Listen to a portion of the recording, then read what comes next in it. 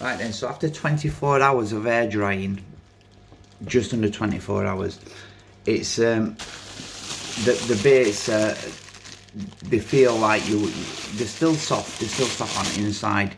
So what I always do after 24 hours is I put them into an airtight bag and seal the bag, and then tomorrow the bag will be undone again, and air drying will continue. If I were to leave them still air drying through tonight, then by Sunday they'd be rock hard, but they would be shelf life. So that's where we're at with them, which I'm really happy with them, how they've come out. They're going to be lovely, them fish dough particles with and pellet and quick go. Right, now this is the other thing that I wanted to mention to you. These are the new thing that we're going to be doing in winter, and the boosted hook baits. Now I can either do you these in wafters, or these are bottom baits. Now the stuff that's on the outside of them, it's just a krill powder from the other one.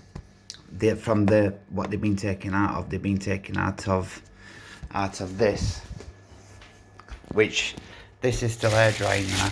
As you can see, yesterday it had lumps in it. Today I was going to put it back through grinder, just through these small pieces, but I ain't so bothered about them, to be honest with you guys. I mean, it's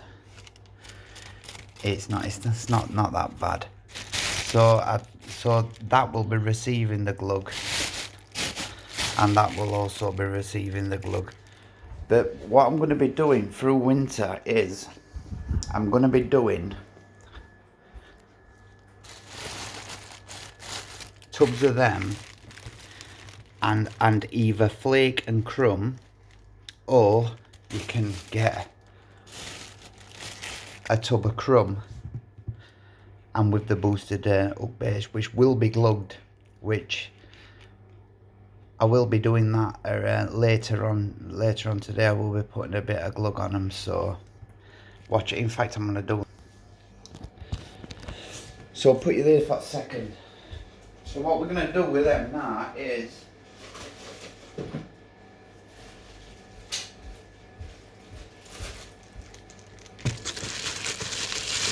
we're going to be adding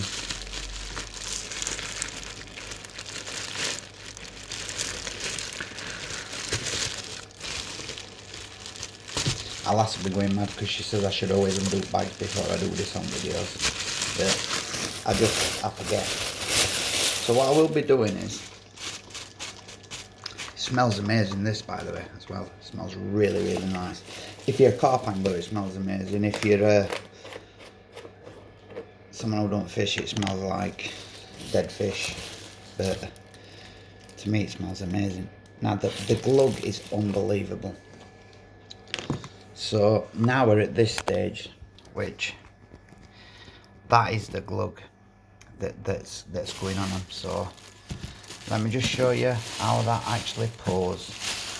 I don't really want to put too much more on them, to be honest with you, but I will try and do it. So I mean, that just screams attraction. Absolute screams attraction. So let me find a lid for that before anything else.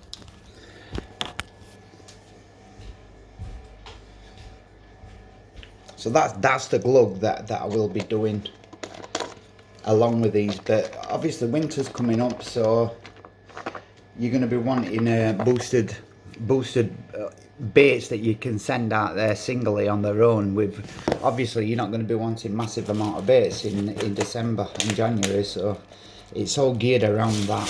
I need to tie this bag up, and it's going to be a mine, but I've got to do it. It absolutely stinks. So that will be added to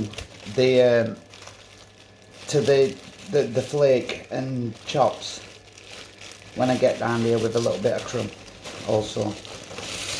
once I've got lake water, I can't do it. If I had lake water now, I'd do it now, but I ain't got lake water, so, and it's got to be the water from the lake, otherwise it ain't the same. It's in my eyes it ain't. Anyway, it's probably, people had probably done it out of the taps and got away with it, but to me, I've never, I like to use pretty much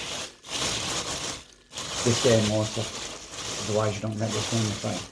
Now I may tie some PVA sticks up later on with this, so now that's where we're at with winter tactics. Is going to be glugged up, which of these are bottom bits. I can do them in wafters, but the glug with this KBS, it's that the roxy is that thick that it would probably sink a wafter, but it would still have that little bit of extra lightness, I suppose. But these are being done long term for me to use through winter, so there's bits of all sorts in that, bits of all sorts. But it's going to be a great tactic, I know it is. So I can either fish that with a little stick of this, or you could even put some crumb in there to dust them off if you wanted to, which I may do at some point, but just not yet. Let them glug that up for a bit. But that's what I'm thinking on the day. That's majority, all this is going to look like that because it's getting the same glug.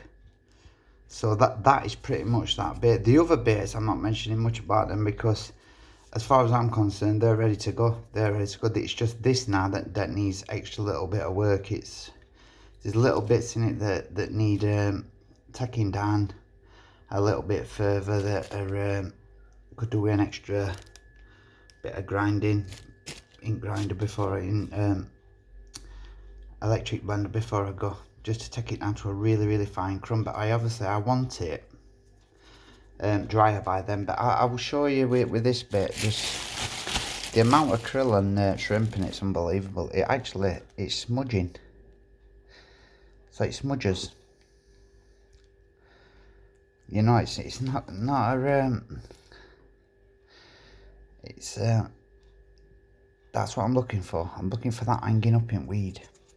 So I may not even actually do that on blender. I'm happy with that as it is. But these are the winter mixing things that I'm going to be doing. So, and I'm going to be doing them as packages. So it's going to be as either a tub of pop-ups, or this is the main one. This krill bellica and shrimp roxy is going to be the main one with what I think is going to do well during winter. One of these on an O'Connor blowback rig, tipped off with a little bit of say yellow pop-up, pineapple and butyric pop-up just on top, or a piece of fake cone as just a side bob, even though I don't think it'll need it with attraction that's in that tub. And then a small PVA stick of this, the size say of a new 10p piece, and then just tied on normal PVA stick, pulled into it with that bait on bottom. Deadly.